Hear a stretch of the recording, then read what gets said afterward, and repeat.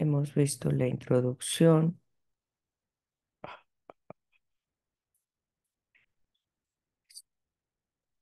Este, el culto de la Virgen María. Vimos fechas importantes, su conexión, su importancia. Las solemnidades mencionadas se acerca el 25 de marzo, encarnación del Señor, y luego vamos al 15 de agosto, la Asunción de María al cielo. Hemos visto el calendario romano general hasta numeral 9. Bien, vamos a ver para terminar esta primera parte que se refiere al culto. El culto obviamente nos está hablando de las fechas importantes, ¿verdad? Hay que celebrar, que hay que recordar, que se le brinda culto, valga la palabra, valga la redundancia. Y supongo que ustedes hicieron nota de estas fechas: 7 de octubre, 21 de noviembre, 11 de febrero, 2 de febrero, etcétera. Bien. Que una personita nos haga favor de leer el numeral 10.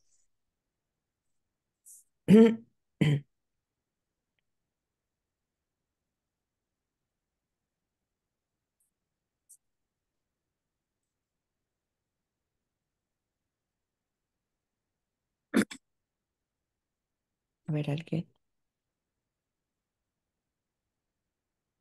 alguien valiente. Bueno, Bueno, a ver yo. si nos A ver si acuerdan. En esta exhortación católica Chayito, se te oye muy entrecortadito. intentamos considerar todo el contenido del nuevo misal romano, Chayito, sino Em, que, Chayito, muchas gracias, ok, pero se te oye entonces muy, otra persona, sí, se te perdón. oye. No, no, al contrario, muchas gracias por tu esfuerzo, pero apenas si se te escucha, se entrecorta mucho. ¿Alguien más? yo. Ok, va. En esta exhortación apostólica no intentamos considerar todo el contenido del nuevo misal romano, sino que en orden a la obra de valoración que nos hemos prefijado realizar en relación a los libros restaurados del rito romano, deseamos poner de relieve algunos aspectos y temas, y queremos sobre todo destacar cómo las preces eucarísticas del misal, en admirable con convergencia con las liturgias orientales, contienen una significativa memoria de la Santísima Virgen. Así lo hacen, así lo hace el antiguo canon romano, que conmemora a la Madre del Señor en densos términos de doctrina y de inspiración cultural. En comunión con toda la Iglesia, veneramos la memoria ante todo de la glorioso siempre Virgen María, Madre de Jesucristo, nuestro Dios y Señor. Así también el reciente Canon Tercero, que expresa con intenso anhelo el deseo de los orantes de compartir con la Madre la herencia de los hijos, que Él nos transforme en ofrenda permanente, para que gocemos de tu heredad junto con tus elegidos, con María, la Virgen. Dicha memoria cotidiana, por su colocación,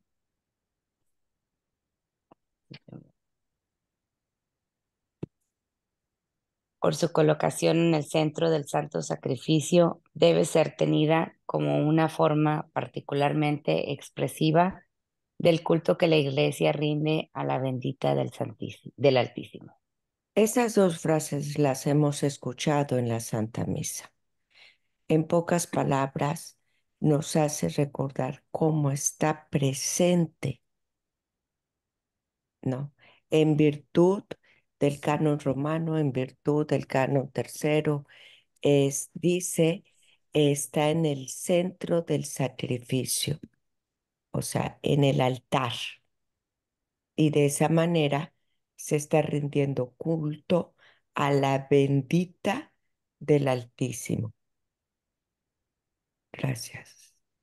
Lucas Seguimos. 1:28 dice. Ujú. Ujú.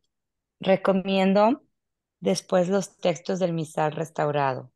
Vemos cómo los grandes temas marianos de la ocología romana, el tema de la Inmaculada Concepción y de la plenitud de gracia, de la maternidad divina, de la intergérrima y fecunda virginidad, del templo del Espíritu Santo, de la cooperación a la obra del Hijo, de la santidad ejemplar, de la intercesión misericordiosa, de la asunción al cielo, de la realeza maternal y de algunos más.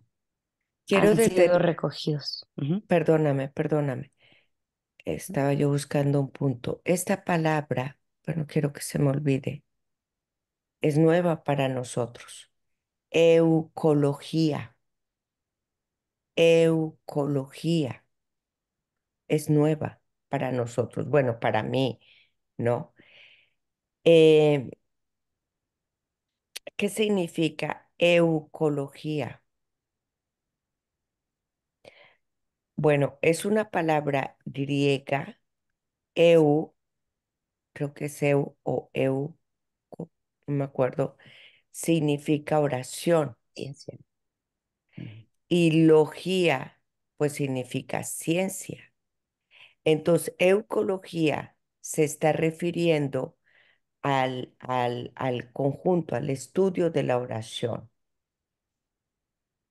Al estudio es la ciencia que estudia las oraciones. Logos, logía, viene de logos, que es discurso. Logos, ¿recuerdan el Evangelio de San Juan? Logos, la palabra que se hace hombre. Y oración. Gracias, perdón, Liz. No, bien importante. Ujú. Pero ahora no sé dónde. Aquí han sido Finalmente, recogidos. Ajá, oh, han sido recogidos. aquí, en perfecta Aquí. continuidad con el Ujú. paso. En perfecta continuidad con el pasado y como otros temas nuevos, en un cierto sentido, han sido introducidos en perfecta adherencia con el desarrollo teológico de nuestro tiempo. Así, por ejemplo, el tema María Iglesia ha sido introducido en los textos del misal con variedad de aspectos, como variadas y múltiples son las relaciones que medían entre la Madre de Cristo y la Iglesia.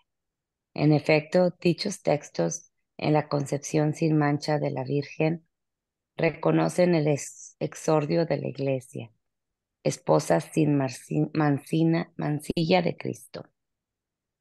En la Asunción reconocen el principio ya cumplida y la imagen de aquello que por toda la Iglesia debe todavía cumplirse. En el misterio de la maternidad la proclaman Madre de la Cabeza y de los miembros, Santa Madre de Dios, pues y provida Madre de la Iglesia. Bien. Ah, continuamos. Finalmente, cuando la liturgia se dirige mirada a la iglesia primitiva y a la contemporánea, encuentra puntualmente a María, ahí como presencia orante junto a los apóstoles, aquí como presencia operante junto a la cual la iglesia quiere vivir el ministerio de Cristo, Mm, el misterio de Cristo. Haz que Ujú, tu Santa Iglesia, asociada con ella a la pasión de Cristo, partícipe en la gloria de su resurrección, y como voz de alabanza junto a la cual quiere glorificar a Dios, para engrandecer con ella tu santo nombre.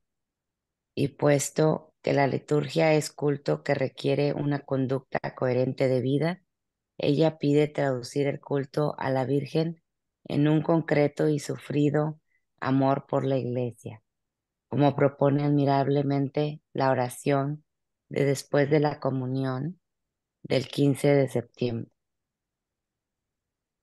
para que recordando a la Santísima Virgen Dolorosa, completemos en nosotros, por el bien de la Santa Iglesia, lo que falta a la pasión de Cristo.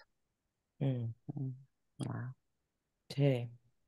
Se dan cuenta que lo que estamos leyendo son como las razones de cada memoria, festividad, solemnidad, celebración mariana. Me impacta esto a mí. Cuando hablamos los textos de la Concepción sin mancha, nos recuerda esa esposa sin mancilla de Cristo. En la Asunción, el principio ya cumplido.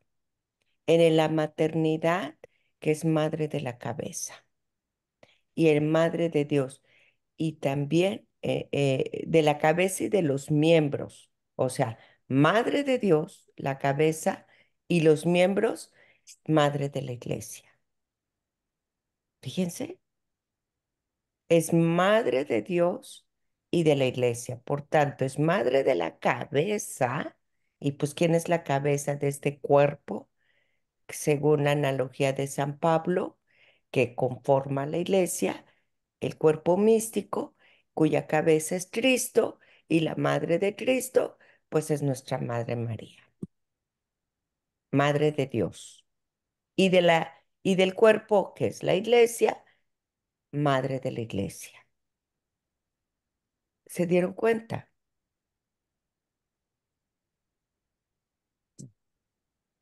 ¿No? Sí. Sí, la estamos relacionando siempre a que ella es madre de Cristo.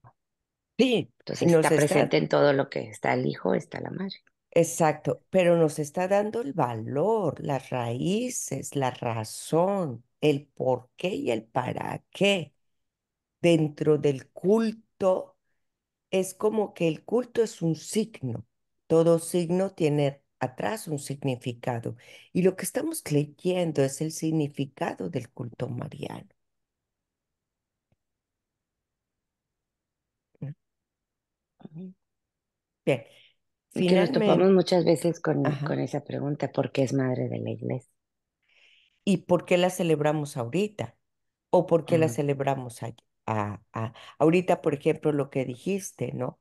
El 15 de septiembre nos permite, según lo que recordamos de la Virgen Dolorosa, pues también esa asociación con la pasión de Cristo, con la gloria de la resurrección, con esa entrega sufriente. Bien, good. ujú. Em, el leccionario de la misa. El leccionario de la misa es uno de los libros del rito romano que se ha beneficiado más que los textos incluidos. Sea por su valor intrínseco, se trata en efecto de textos que contiene la palabra de Dios, siempre viva y eficaz.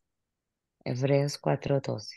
A ver, ahí vamos a detenernos. ¿Quién nos Ujú. ayuda con Hebreos 4:12 que no sea Liz? Otra voz. Hebreos 4:12 dice que el leccionario se ha beneficiado por su valor intrínseco de textos que contiene la palabra de Dios. Hebreos 4:12.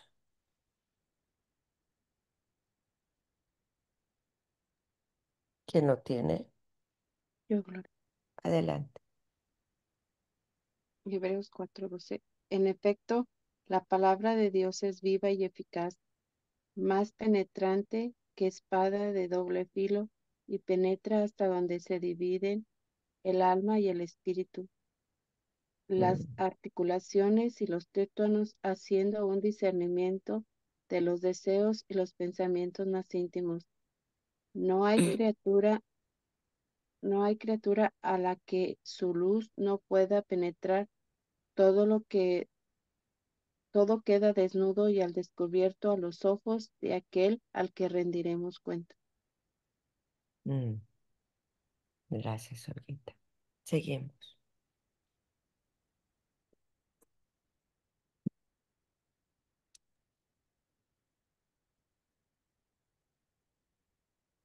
Seguimos, Liz. Está abundantísima. Esta abundantísima selección de textos bíblicos ha permitido exponer en un ordenado oído, no, en un ordenado ciclo trienal, toda la historia de la salvación y proponer con mayor plenitud el misterio de Cristo. ¿Por qué Como dices, lógica, ujú, perdóname, perdóname por las interrupciones, ¿por qué dices no, ciclo trienal?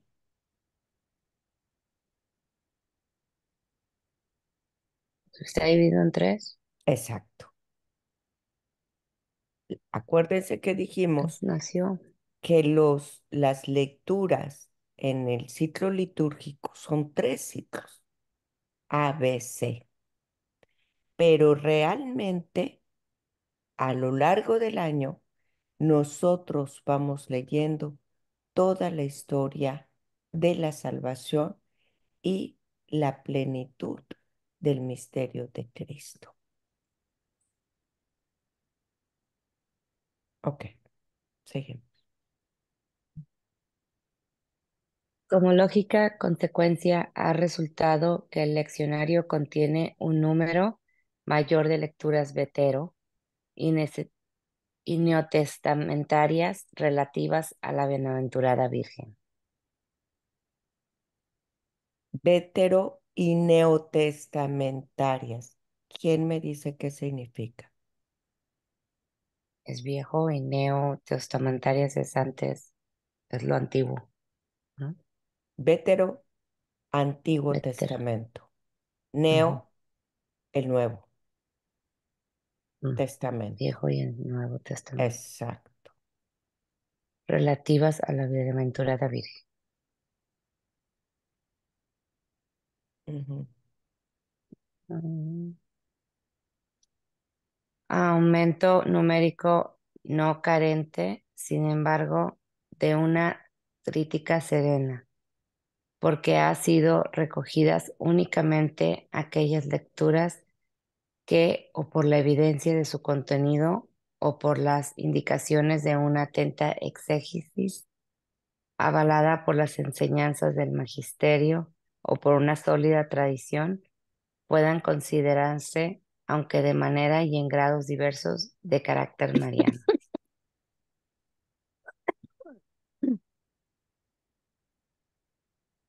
Ujú. Además, conviene observar que estas lecturas no están exclusivamente limitadas a la fiesta de la Virgen, sino que son proclamadas en otras muchas ocasiones, en algunos domingos del año litúrgico, en la celebración de ritos que tocan profundamente la vida sacramental del cristiano y sus elecciones, así como en las circunstancias alegres o tristes de su existencia. ¿Quién me puede decir el resumen en una línea de qué trata el numeral 11 y 12? ¿Qué es lo que acabamos de leer? En conclusión, ¿qué nos está diciendo?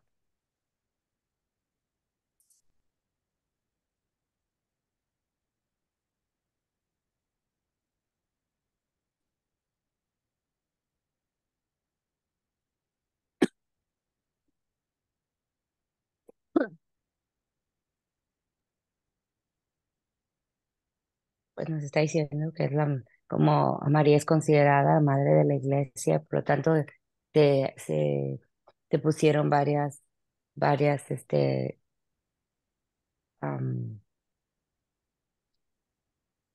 comenté ahí como en varias, se me fue la palabra, pero varias lecturas que Mm, han sido tomadas referente a María, mm. pero que prácticamente muchas de ellas no es tanto que están relacionadas, digo que quiere decir que María está relacionada como a muchas porque estamos, siempre que leemos, ¿verdad? Alguna lectura de la Biblia, estamos hablando de la historia de la salvación y prácticamente pues es Cristo y ella pues es la madre de la cabeza y la madre de los miembros que viene siendo madre de Cristo y madre de la iglesia. Como es madre de Dios y madre de la iglesia, está presente en esa plenitud del misterio de Cristo, que sería la Santa Eucaristía, en el altar del sacrificio. En otras palabras, a través de este documento, la primera parte nos habló de fechas importantes y por qué, pero aquí nos está hablando de cómo se hace presente en el altar a través de las lecturas de los textos bíblicos, se hace en el Antiguo Testamento, se hace en el Nuevo Testamento, no solo en celebraciones marianas específicas, sino durante todo el año litúrgico está presente, porque es la madre de Dios y porque es la madre de la iglesia.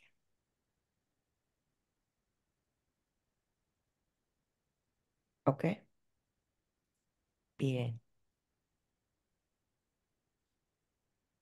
Numeral 13.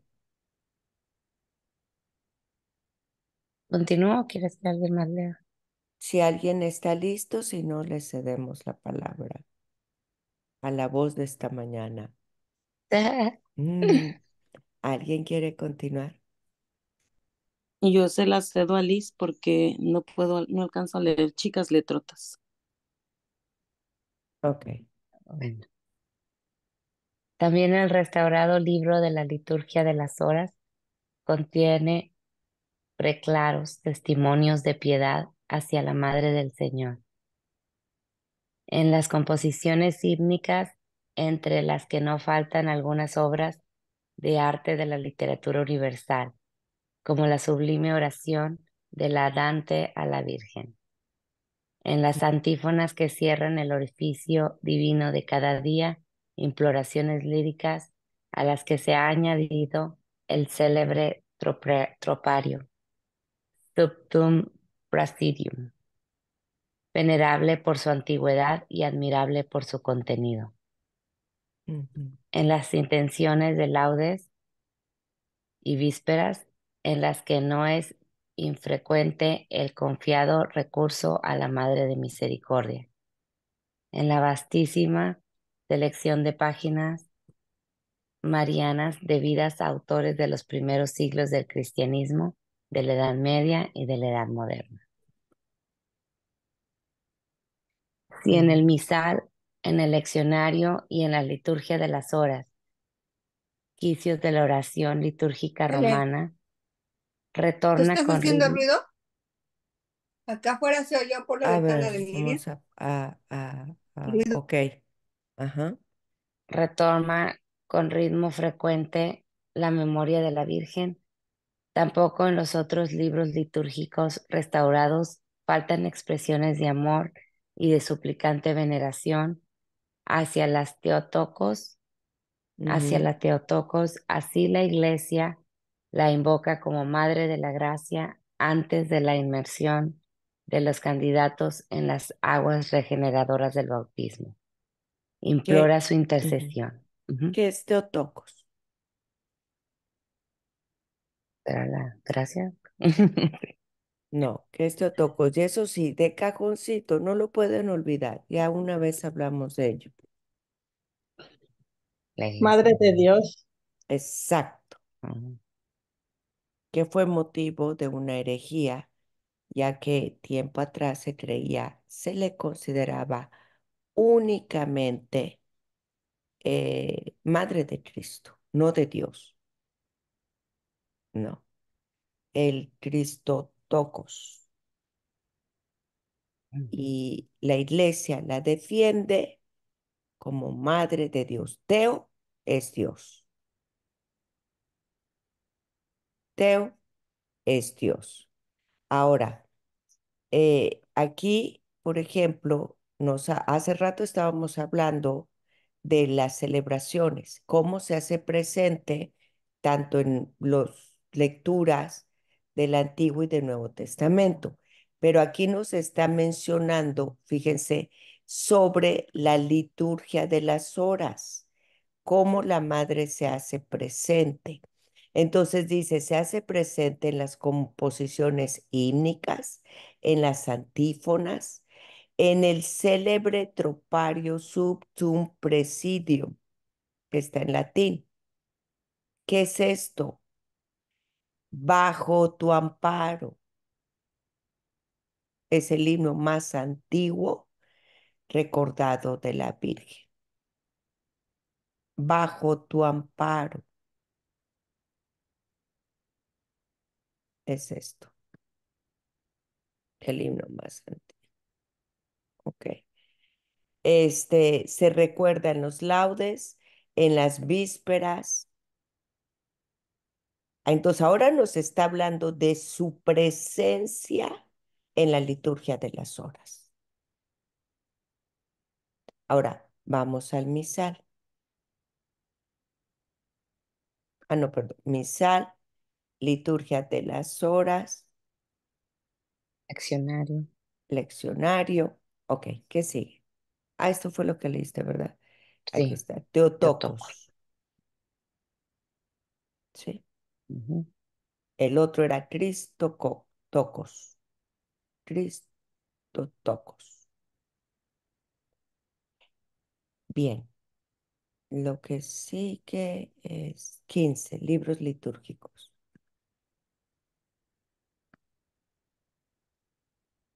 Bueno, todavía no acabamos el Ay, 14. perdón, perdón, sí es cierto, Como a la veníamos mitad. leyendo. Sí, Aquí. sigue. Implora su intercesión sobre las madres que, agradecidas por el don de la maternidad, se presentan gozosas en el templo. La Ujú. ofrece como ejemplo a sus miembros que abrazan el surgimiento de Cristo en la vida religiosa o reciben la consagración virginal, y pide para ellos su maternal ayuda. A ella dirige súplica insistentes en favor a los hijos que han llegado a la hora del tránsito. Pide su intercesión para aquello que, cerrados sus ojos a la luz temporal, se han presentado delante de Cristo, luz eterna, e invoca por su intercesión el consuelo para aquellos que, no veo la última palabra, pero, ay, Inmersos. en versos, ok. Inmersos en el dolor, lloran con fe separación de sus seres queridos. Ujú. Miren, El ex, voy Ujú. a poner aquí donde está Teotocos una anotación. Voy a ponerlo con esto. Para que ustedes, si quieren, puedan ponerla también en su cuaderno, en sus notas, no sé si lo ven de amarillo, Sí. para que quede un poquito como una nota a recordar aquí en Glo- amarillo. Gloria, disculpe, ¿me puede deletrear esa palabra, Sí, cómo no. por favor? Sí, es Teotocos, Theo,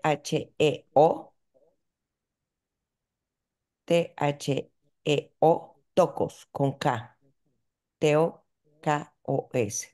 Bien, le puse en amarillo y en blanco. Ay, me dio. Gracias. Ok, chihuahuas. Luego me cuesta trabajo mover las notas.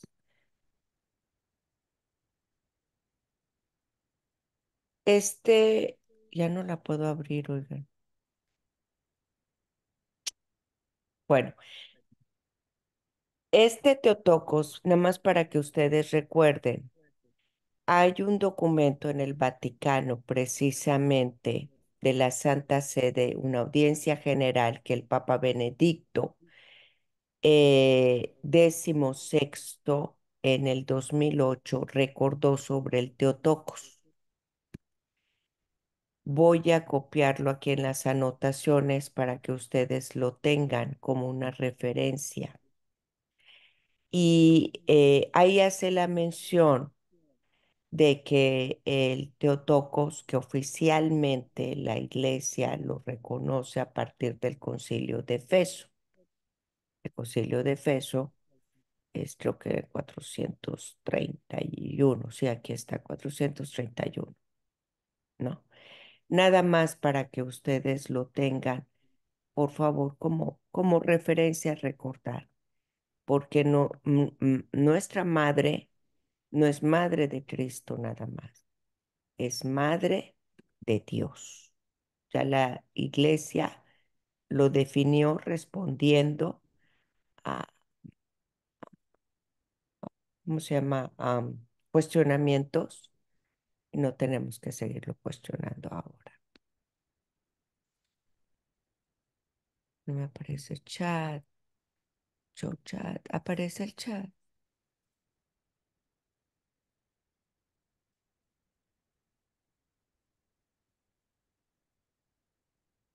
Aquí está. Ok, ahí voy a poner el enlace del Vaticano con el documento. Muy bien, gracias. No se quede con duditas. Bien, ahora sí vamos al número 15. Ay, Ay, Licecita.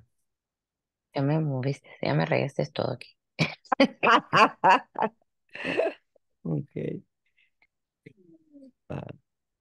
Ay, sé por qué tengo esa raya ahí. Bueno. El examen realizado sobre los libros litúrgicos restaurados lleva pues a una confortadora constatación la instauración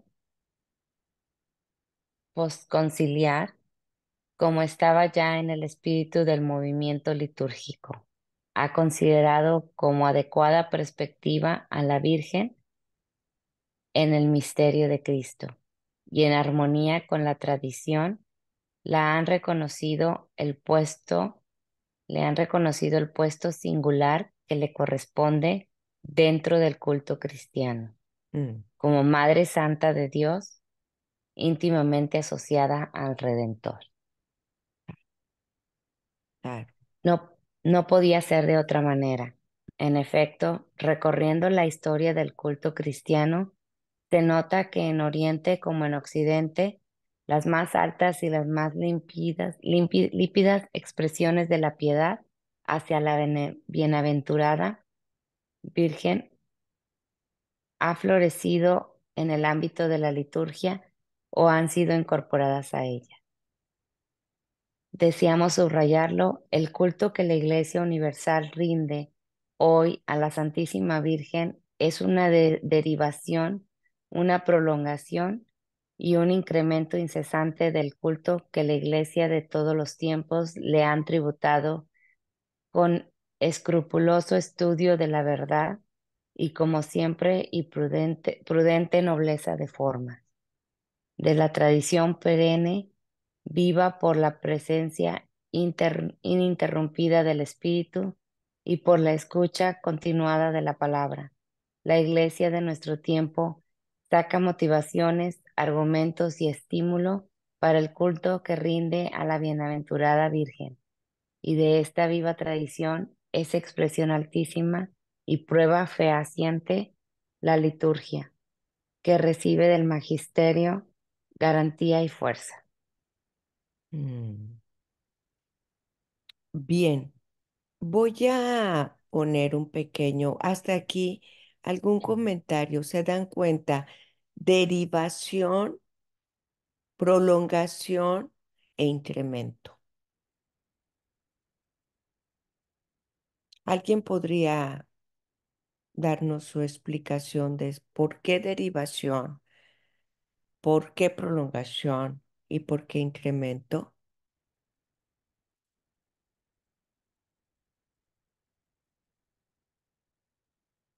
¿Quién opina?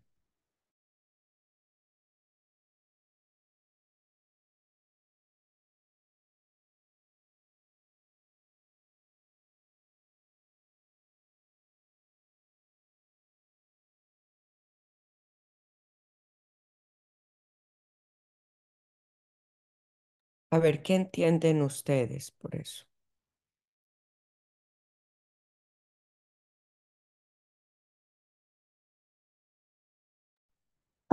Bueno, yo entiendo que el culto a la Virgen, pues hace rato nos decía usted, ¿verdad? Ya nos está dando de dónde viene, por qué viene y por qué se le da ciertos cultos a la Virgen.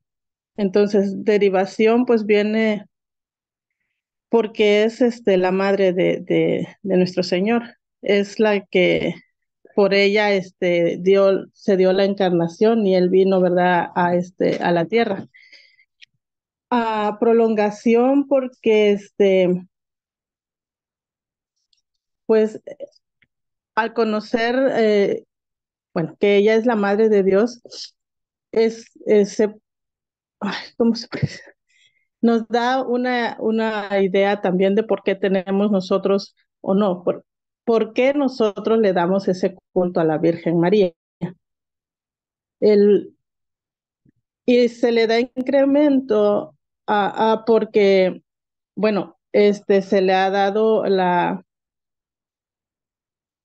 nombre de Madre de Dios.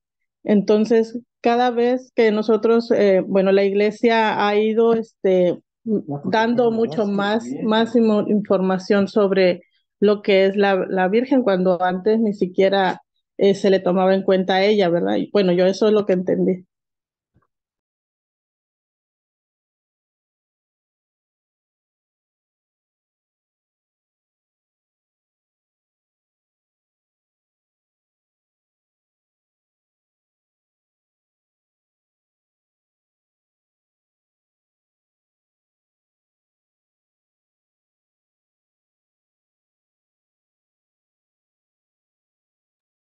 Gloria, si está hablando, tiene su micrófono apagado.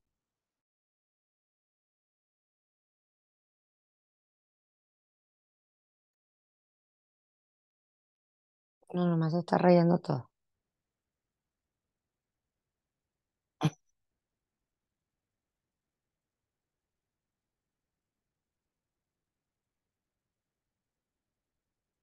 Gloria, Gloria.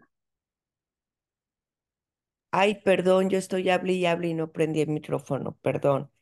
Sí, estaba yo diciendo de que, exacto, nos da la raíz, nos da a, el progreso, el camino, la prolongación. Cuando decía yo que si ustedes se fijan en esta primera parte, acabamos de terminar la presencia de la Virgen en la liturgia, ¿no? Cuando es restaurada, se trae una mayor presencia de la Virgen por todas las razones y en todos los espacios que acabamos de leer. En el leccionario, en la liturgia de las horas, en el altar, ¿cierto? En estas fechas especiales. Ahora lo que vamos a empezar a leer es a la Virgen, pero como el modelo de la iglesia, madre de la iglesia. Todo lo que hemos leído de alguna manera nos hace y nos hizo recordar que es la madre de Dios, presente en el altar, presente en la historia de salvación, presente en la plenitud de los tiempos de Cristo nuestro Señor, madre de Dios. Pero ahora la segunda sección está dedicada a modelo de la iglesia, modelo de la iglesia, la madre en la liturgia, en la actitud espiritual de la iglesia, en la Virgen que acompaña, que ora, que escucha. ¿Cómo se hace presente la Virgen como la esposa del Espíritu Santo en nuestra iglesia. Esto a mí me parece interesantísimo, porque ahora en esta segunda sección vamos a ver esa maternidad divina acompañando en la iglesia, como lo estuvo presente con los discípulos en aquel Pentecostés, en aquel cenáculo, orando, intercediendo calladamente en ese Pentecostés. ¿Cómo está hoy presente la Virgen en la iglesia? Hoy es que en el rosario, es que en las prenaciones, es que en la procesión, es que sí, así nosotros, iglesia, la hacemos presente a ella. Pero ¿cómo está presente ella en nosotros? De eso va a tratar esta segunda parte. Ahora, voy a cerrar esto y voy a detener este compartir porque voy a compartirles a ustedes un video simplemente eh, a través de lo que dice el catecismo de la Iglesia Católica, de la presencia de nuestra Madre en, en la iglesia, en la liturgia. El catecismo de la Iglesia Católica habla de ello. Y hay un Monseñor Muncilla, que tiene algunas series precisamente del catecismo de la Iglesia Católica. Él es que se diferencia esencialmente del culto de adoración. Se rinde solo a la Santísima Trinidad. Este culto de especial veneración encuentra su particular expresión en las fiestas litúrgicas dedicadas a la Madre de Dios y en la oración mariana, como el Santo Rosario, compendio de todo el Evangelio. Bueno, hay un versículo, ¿no?, que es Lucas 1:48, que está dentro de ese cántico del Magníficat, de ese cántico que María pronunció en el encuentro con Isabel, allí en Ain Carén. Desde ahora me llamarán bienaventurada todas las generaciones. Como podéis ver, es una profecía de nuestra devoción mariana, del culto mariano.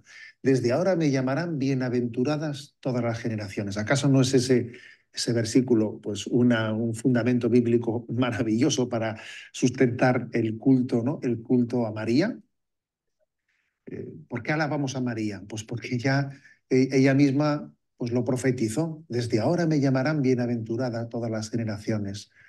Porque Dios la ha elegido, y además dijo tal cosa desde la más absoluta humildad, sabiendo que era Dios en su elección, ¿no?, la que la había hecho bienaventurada. La piedad de la Iglesia María, por lo tanto, es intrínseca, ¿no?, al culto cristiano. No se trata de, bueno, pues que es posible que en el culto cristiano haya, ¿no?, pues determinadas devociones que la Iglesia no integra dentro de su liturgia, porque pueden ser, pues están más ligadas, pues algunas, ¿no?, pues llamadas particulares que Dios puede hacer a las almas de los hijos de la Iglesia, pero no las ha integrado en su liturgia porque no es algo intrínseco y común a todos nosotros. Sin embargo, el culto mariano es intrínseco a todos los cristianos. Es un culto especial, especial, que nosotros distinguimos muy bien del culto a Dios del culto a María. Lo distinguimos con mucha claridad. Se diferencia del culto de adoración. Solo a Dios se le debe adoración. No se puede adorar nunca a una criatura. A María, la Iglesia le dirige otro tipo de culto, ¿no? Aunque este punto del catecismo no lo refiere, a veces la teología católica ha distinguido entre el culto de latría, el culto de dulía y el culto de hiperdulía, términos que, como podéis ver, pues no los utilizamos mucho frecuentemente, ¿no? El Concilio Vaticano II sí se hizo una referencia a ese culto de hiperdulía. El culto de dulía es el que se refiere a los santos y hiperdulía el que se refiere a María. Claro, la diferencia entre el culto de los santos y de María no es una diferencia esencial, sino de grado. Es una diferencia cuantitativa más que cualitativa. Sin embargo, la diferencia con el culto de adoración a Dios, esa sí que es una diferencia esencial, porque estamos hablando de la diferencia entre la criatura y el creador. ¿eh? ¿De qué manera suele llevar la Iglesia adelante este culto a María? En la liturgia, especialmente a través de las grandes fiestas marianas, ¿no? Las principales de ellas pues, son el 1 de enero, Santa María, Madre de Dios, que por desgracia es una fiesta, ¿no? Que siendo la central, la fiesta central de todo el calendario mariano, quizás pasa un tanto desapercibida por aquello de que el 1 de año solemos estar distraídos, ¿no? En otras cosas, pero es la fiesta central, ¿no? La que sustenta todo el resto de los títulos marianos, porque es Madre de Dios, pues el 9 de diciembre pues, celebraremos la Inmaculada, y porque es Madre de Dios también celebraremos su asunción a los cielos, etcétera, ¿no? O el 8 de septiembre celebramos la Natividad. Estas distintas fiestas, 1 de enero, 9 de diciembre, 8 de septiembre, 15 de agosto, son las fiestas principales, porque están un poco subrayando los dogmas marianos, los dogmas. Pero más allá de los dogmas marianos hay otras fiestas marianas. María Auxiliadora, por poner un ejemplo, ¿no? María Auxiliadora o tantas otras advocaciones marianas que nos ayudan también a acercarnos a esa encomienda de que María es abogada, intercesora, medianera ante Dios. Entre nuestra forma de culto a María, de devoción a María, este punto del catecismo destaca, cómo no, el rosario, la oración del rosario, que en la vida de la Iglesia, especialmente en los últimos siglos, vamos a decir, ¿no? Que ha ido adquiriendo cada vez más pues una presencia propia de quien tiene conciencia que es la oración de los pobres de Yahvé. Sí, en nuestra pobreza espiritual, en esa pobreza espiritual que también forma parte, ¿no? De esas bienaventuranzas, no lo olvidemos, pues con María nos unimos, ¿no? A la oración con María para contemplar los misterios de Jesucristo. Muchos papas han escrito encíclicas sobre el rosario. Pues, por ejemplo, Pío XII escribió una encíclica sobre el rosario en familia también.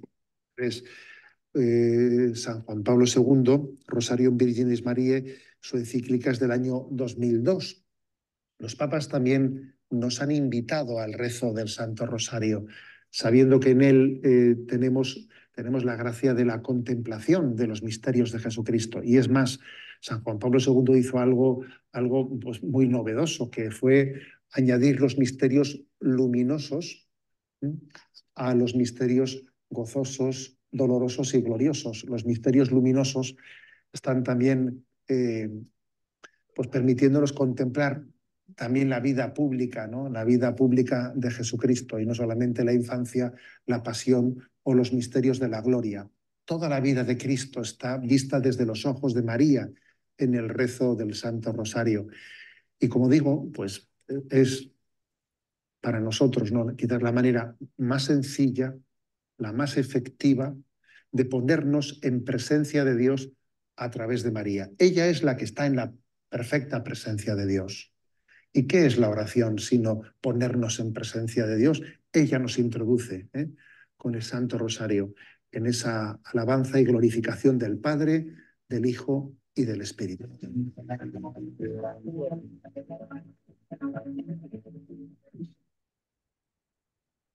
Yo creo que cuando escuchamos esto,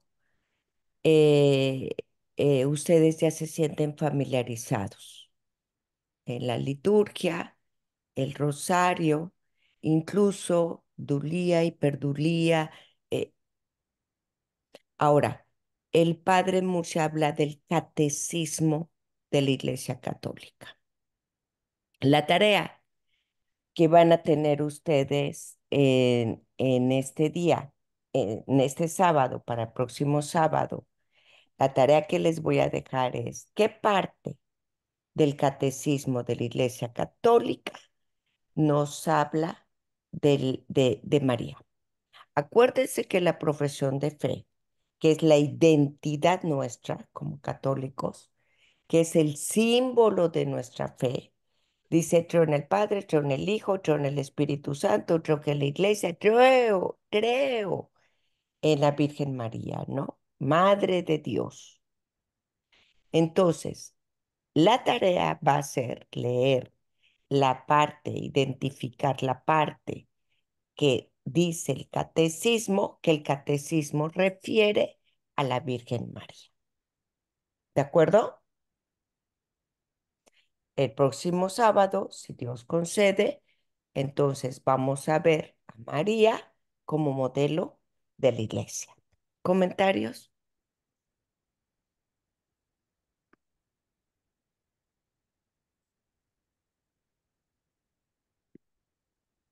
¿Comentarios, muchachos?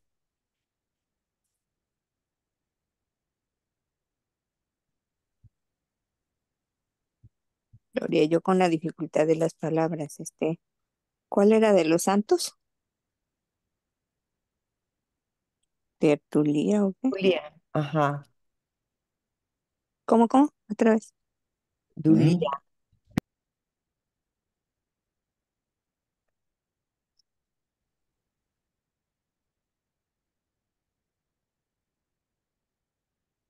No sé si ustedes recuerden.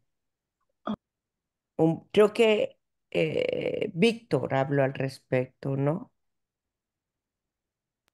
Sí, Gloria, pero en esa Claro. ocasión ya iba a hacer referencia a lo que habían dicho, habíamos comentado con el señor Víctor, porque menciona Hiperdulia y Dulia, pero también se le da a San José como protodulia, ¿no? Pero eso Sí. no lo mencionó ahí el obispo. Bueno, no lo mencionó porque estaba enfocado en su diálogo a la Virgen. Ah, ok, sí, solo me quedé con eso porque solamente mencionó dos Sí, cosas, sí, pero sí, porque él quiso hacer la diferenciación entre el culto de Dios y culto de la Virgen. Entonces mencionó los dos centrales, ¿no? El Dulía, los ángeles y los santos, y Perdulía, el culto que se le da a la Virgen María. Esta ujú. Protodulía, el culto que se le da a San José. Culto es la veneración, el respeto, la admiración, pero no es adoración. La adoración es para Dios nuestro Señor. Él mencionó con lo último, yo me quedo con lo último, que dijo, con la Virgen María es la única que está en presencia de Dios y ella nos introduce a esa presencia con la oración. Entonces, bueno, yo me quedo con eso. ¿No? Gracias. Muy bien. Bueno, entonces la tarea es, vayan un poquito al catecismo. ¿Qué nos dice el catecismo de la Virgen María y del culto? Dice muchas cosas, es muy amplio. No, no les estoy pidiendo ni que lean poco ni que lean todo, con que me identifiquen algo en el catecismo, de ahí conversaremos. Lo que leyó uno, lo que leyó el otro, lo que leyó el otro va a ser muy bueno y tema de charla. ¿Ok?